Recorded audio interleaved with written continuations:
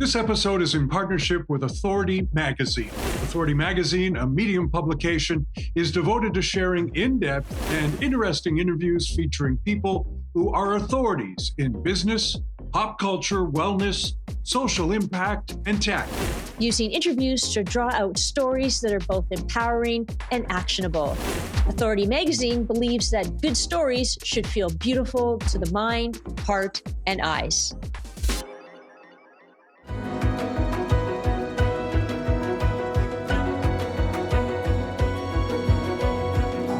When you think of four-wheeled Americana, you probably think of the Mustang or the Camaro.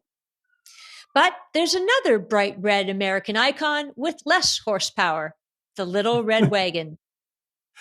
Today we're going to meet Robert Pasin, the Chief Wagon Officer at Radio Flyer. So get ready for some good memories. Robert, welcome to Believe in People. It's great to be here. Listen, let's get one thing out of the way very quickly. We've all heard of a CEO and we've all heard of a CFO, but what in heaven's name is a CWO? Because that's what you are. Yes, I'm the Chief Wagon Officer, which is what we call a CEO here at Radio Flyer. A Chief Wagon Officer. Well, that's a new one for us, but we're behind it 100%. Thank you. How long have you been doing this? Well, I've been at the company for 30 years. It's our family business, so that's how I got my job. I was born as the grandson of the guy that started Radio Flyer, and I've been the Chief Wagon Officer for most of my time here. And Robert, when I think of a Little Red Wagon, it sparks, it's really remarkable because it really sparks like curiosity and your imagination, and it brings you, a feeling of joy and happiness. How can a Little Red Wagon do all that? Yeah, I know. I think that's really the power of Radio Flyer and the place that we've held in people's hearts for so many years. I mean, the fact that this Little Red Wagon is such a basic toy that it's got a body and four wheels and a handle. It's really a vehicle of the imagination. And when people tell us their stories about growing up with Radio Flyer, there are always these stories about playing outside with people they loved, with the wind in their hair and the sun in their face, and they were imagining that their wagon was a race car or a rocket. So there's all these wonderful positive emotions that surround Radio Flyer. And I think the fact that it is this kind of canvas that people can paint their own story on is really what makes it such an enduring brand. In our introduction to you, we talk a little bit about a lot of the, four-wheeled American icons that are out there on the road, like the Mustang, the Camaro, the Dodge Challenger. But you've got one too. I mean, you really do. That's a great company to be in. I love it. Every kid in America knows what the Radio Flyer is. And is that are you finding that grandparents of, or what have you, are passing all of this down to the next generation? Yeah, I think that's one of the reasons why we've stayed in business and we're thriving 106 years after the founding of the company, is because the product has evolved through the years. So yes, the core essence of the product is the same, four wheels, a handle, transportation, moving kids around. But the product has also evolved a lot. So you can still buy that classic steel iconic Radio Flyer wagon that everyone imagines. And we sell a lot of, wagons that fold up or that have stroller-like features where you can push it like a stroller or pull it like a wagon, and have seat belts and storage compartments and canopies that shield the kids from the sun. So we really stay close to the consumer, and we want to help solve problems for families, and when that problem is, how do I get my kid, on a trip to visit the grandparents in Florida?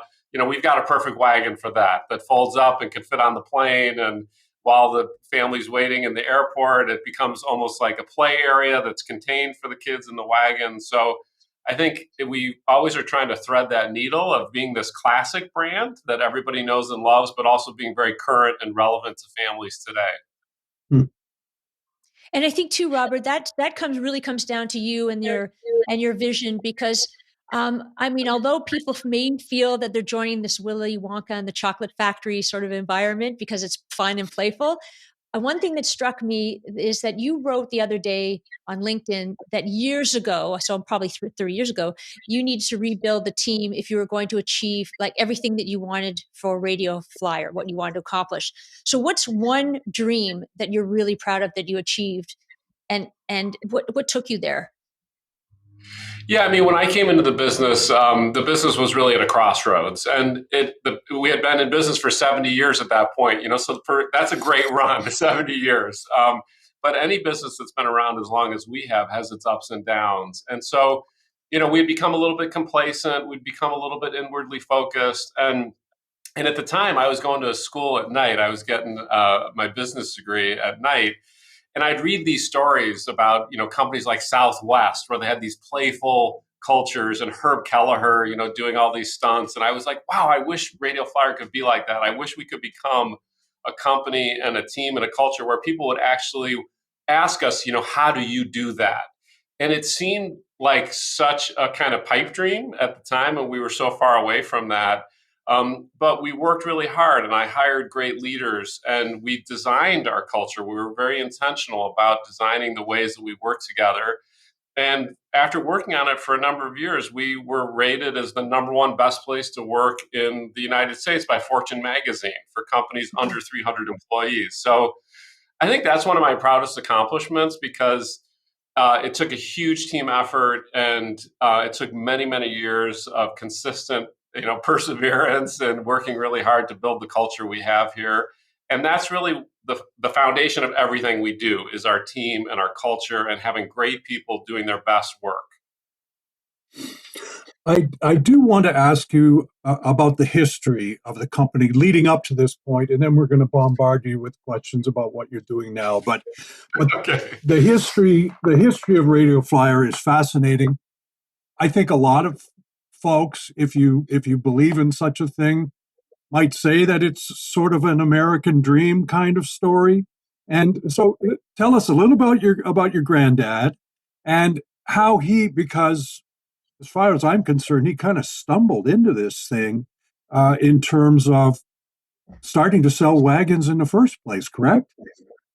Yeah, you're right. I mean, my grandpa was an Italian immigrant. He came to Chicago when he was 16 years old. And he came from a small town in northern Italy, and his dad and grandpa were both carpenters. And my grandpa grew up learning how to make things out of wood. So he had this technical skill when he came to this country. And when he came to Chicago, like so many immigrants, he just took any job he could find, working on construction crews and railroad building crews and, really kind of tough grunts, manual labor until after a few years he was able to save up enough money to rent a small garage on the west side of Chicago, not far from where I'm sitting now from Radio Flyer headquarters. And in that garage, he started to try to put these carpentry skills to work. And he built furniture and phonograph cabinets. And he also built this wooden wagon to haul tools around his workshop. And as people came into his shop to buy the furniture, he started selling the wagons. And like any entrepreneur, he just went with what was selling, and so the wagons were selling more and more. And then eventually, he just focused completely on that. And he called the first wagon the Liberty Coaster because the first thing he saw when he came here was the Statue of Liberty. And he was always so proud of being an American immigrant, and he tended to kind of sugarcoat his immigrant experience, I think, and downplay the really challenging and difficult parts of the things that he faced. And he was a huge believer in the American dream. And this was the land of opportunity where he found his success. And eventually he started to make the wagons out of steel so that he could mass produce them. And that's what really resulted in the creation of this iconic Little Red Wagon that we all know and love. And it also earned him the nickname Little Ford because he did for wagons what Ford did for cars by mass producing them and making them affordable. Huh. Wow. So I wasn't so far off with the Ford Mustang analogy there. Yeah, you're And right. And like but my grandpa was a huge admirer of people like Henry Ford and Thomas Edison, and some of those real innovators of the American economic system. so then it went from Liberty Coaster to Radio Flyer. How? Yeah, that's it. Everyone asks why Radio Flyer, and it's because they were the two coolest high tech inventions of the day. And my grandpa was always trying to connect with what was cool and modern and American, and so he chose radio and flyer because, like today, if you were naming it, it might be something like quantum AI dronester, or something like that. It was just really cool high tech buzzwords, and it's funny because now it's become this very nostalgic kind of retro name. And Robert, what about you? Is this the path that you wanted to take? I mean, were you sort of okay as a baby? This is what you're going to do, or Yes, I how was did this born happen for into you? a red wagon. That was my first cradle. Yeah, exactly. No, the first time I came to Radio Flyer was when I was 5 years old, and I came to work with my dad. And I remember I have such vivid memories of that day of walking around the factory and hearing the sounds of the punch presses and seeing the wagons on the conveyor line. And this whole thing seemed like this kind of magical Rube Goldberg machine that was cranking out these little red wagons and sending them into the world. And that was really when I first started to fall in love with the company and the brand and what it meant to people. And so, my dad never pushed the business on us. He always said, if you're interested in it, you're welcome to come to the business. You're also welcome to do your own thing. But because I had fallen in love with it, I worked here summers growing up. I also fell in love with the idea that we could take this incredible, gem that my grandpa and dad had built and really build it into something much greater than it was. And that's what really motivated me because I feel like, my presence here is really a gift. I was given the opportunity to do this. So it's always been really motivating to me to figure out how can I take this gift and make it even better and greater than it is. So, am I correct in saying that it was introduced at a World's Fair or something originally? Yeah, exactly. I mean, that iconic steel radio flyer wagon that I was describing, my grandpa developed that in the late 20s, and then he learned that the World's Fair was coming to Chicago in 1933. So he thought that would be this, really once in a lifetime opportunity to showcase his new product and new brand. And at the time, these World's Fairs were, like nothing that really exists today. It was pre-internet, pre-mass media. So it was when the whole world's eyes would come to a city like Chicago and look at all the cool inventions and new things and cultural celebrations. And so he built this giant 50-foot tall boy riding a wagon, this Art Deco style exhibit. And underneath it, they sold little miniature wagons, branded Radio Flyer. And it was really the birth of the Radio Flyer brand and the launch to the world. So, And in terms of in terms of survival, and I guess that's what we talk. I mean, your company is 106 years old. There are a lot of companies that aren't hanging around anymore after that long. Why you? I think it's a few things. I mean, I think it's been our choice, as a family. It's been our desire to keep it going as a family business, and I think another really key part is, the foundation of our company and what's really in the DNA of it comes from my grandpa. And, I mentioned that he was this, he had this skill as a carpenter, and he was super passionate about great quality and great design. And he was always really passionate about service and treating others with kindness and respect. So he had this, I think, really wonderful blend of being a very motivated business person who wanted to build a business and wanted to make money and wanted to have success and wanted to do it the right way by treating people well, by coming out with a product that he could be proud of, that lasted a long time, that provided a functional service to people. And those are really powerful things that are in our foundation. And that's how he raised my dad to lead the business. And that's really how my dad raised me. And I think, it permeates our culture, it permeates our products, and it's the kind of people that we hire and who succeed here at Radio Flyer today. Robert, just I don't even want to make the assumption, but has the Radio Flyer been in films? How many requests do you Oh get? yeah, yeah. It's been in a lot. I mean, really organically in films and TV shows. And I think, and that's one of the ways the brand has been built is that if there's a show on TV and they're showing a family backyard, chances are there's going to be a radio flyer wagon prop in that backyard. Yeah.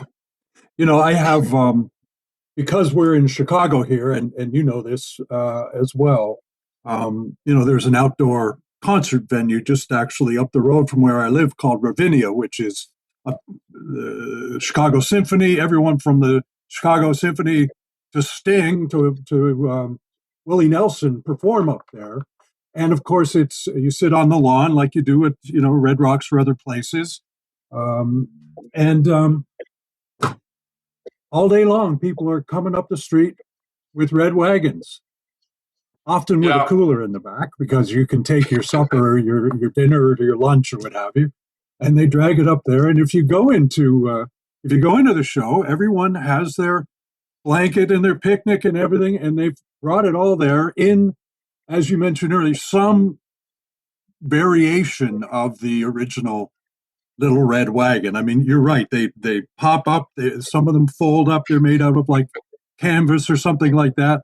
But they do all seem to be red. Is that by design?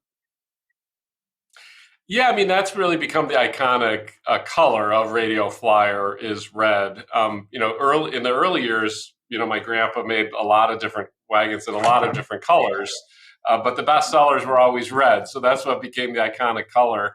But we do wagons in other colors, like some of our higher end stroller wagons now will be a charcoal gray with red accents, and so we mix it up a little bit, but whenever you see that Radio Flyer logo, it'll be a red background with a white text on it to be consistent with how consumers remember us. And I think what you're describing, like with the wagons, a big part of wagons are that it's a toy and a tool. So when the kids grow up, then somehow that wagon sticks around in the garage and it's used for gardening or hauling out the recycling or going to picnics. So I think that's another aspect of our product and brand that has made it this enduring thing. Huh. And I think too, Robert, with the wagon, I've when I look on your website, you have really created a lot of products. I mean, and you sort of moved with the interests, scooters and different kinds of play toys and that kind of thing. So what would you say is the latest and greatest that you've created? Yeah, I mean the way we've grown really is beyond in wagons, like I've described, but also beyond wagons. And for a long time, we were really focused on anything that kids can ride on. So scooters, tricycles, and trying to innovate and come up with tricycles that fold up, to make them easier to hang up in the garage, or tricycles that you can start out as a stroller and you push it as a stroller, but then as the kids grow up, the components come off and you're left with a tricycle that the kids can ride. And our latest endeavor is really a big one for us, where we launched a line of electric bicycles for Wow. adults to ride. And we're really focused on really trying to provide bikes that families can use to replace car trips with bike rides. And so we have a line of cargo type bikes that can haul kids and cargo. And they have some really unique, nice features where we'll have a cargo area on the back of the bike where everything can fold down and two kids can ride on the back of the bike. So a parent can actually drop off their kids at school and then go run errands with the bike and bring the groceries home and things like that. And we're really excited about it because we think this is a area that we can carve out because we're all about families and we're all about helping families, haul kids and cargo. That's what we've always done. But it's really a new application that's, it's better for people's health. It's getting people back on bikes that haven't been on bikes for a while. And if you've never ridden an electric bike, I know, Kevin, you have, but if you've never ridden an electric bike, it's amazing because it's like having the wind at your back on demand. And you're still really riding a bike. It's not cheating. so, so we're really excited about these new products. That's great. And do you ship everywhere? We do. I mean, the Well, electric because bikes. I'm in Canada right now. Yeah, currently the electric bikes are just in the U.S., but we do have plans to expand that as we Good. develop the product line. But our Good. other products What? we ship everywhere in the world. Fantastic. What is it like dealing? I mean, are you a big kid? I mean, your entire world is, well, except with the electric bikes, but we're all big kids and we like to ride bikes too. But what's it like having your entire being kind of focused on the happiness of children? What a lucky guy. Absolutely. I mean, it's amazing. It's to me, when I'm having the most fun is working with our team, who's incredibly creative, on coming up with new products or new ideas that will bring joy to families. And when we get it really right, it's just incredible because we get all this feedback. We get photos from families. Especially during the pandemic, it really shined a spotlight on it because families were stuck at home. They were buying our products to entertain their kids, to get them outside, to blow off steam. And we get these photos and letters from families saying, we're we got cabin fever. The kids are bouncing off the walls, but our best part of the day is when we go outside and ride the go-kart or go for a tricycle ride. And so, I mean, our mission is to bring smiles and create warm memories that last a lifetime. And you could say that sounds kind of corny, but it's true. We really do that. And so when people first start working here, when we hire somebody new and they start telling people they work at Radio Flyer, they get that back from people. They get those stories and they get the warm memories. And it just feels amazing. So I feel very, very lucky. And I think too, it really helps, Robert, because I noticed that one of your favorite quotes is by Nelson Mandela. It always seems impossible until it is done. So I want to know, what was there anything that seemed impossible for you growing up? Well, yeah, I mean, a lot of things. I mean, when I first started working here, some of our biggest customers, we weren't even selling some of the biggest retailers in the country at that time. We had to break into selling some of those customers. So coming out with a complete new line of products we've never done before and didn't know anything about. And that's the main thing we do is we design and develop products. And there's a huge failure rate with developing and designing products, and it's really hard to tell what's going to succeed. And the only way to really figure out what is going to succeed is to actually do it, is to actually come out with the product. So we have a high tolerance here for product failures, and we know that most of them are actually not going to work, or at least not work to the level that we want them to. But we also know that sometimes there's the seeds of success are often in those failures, and that's what we learn a lot from. So yeah, those are some thoughts related to that quote. Well, as we come to the close of our little half hour here, we ask, and it is interesting because what you've been describing to us for the last half hour is basically working with people within your own realm, within your own company, in order to come up with these products. And then the people that you market them to and the people who are sending you these photos with the results. Obviously, you have to be a big believer in people to be doing what you're doing. So, hence the name of our little program, Believe in People. We ask this question every week. Robert, why do you believe in people?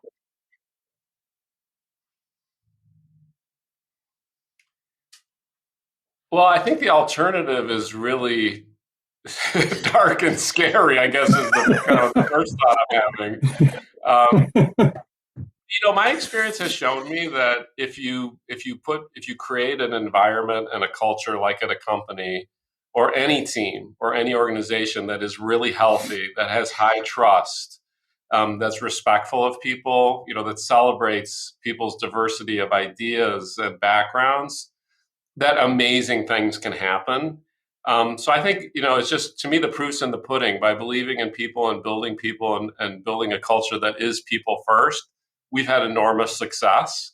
And it's just a lot more fun. It's just it's a richer life when you believe in people and you trust people and you're open. So those, I guess I gave you more than one reason. Yes, but you also passed that answer passed the test. So thank you very much.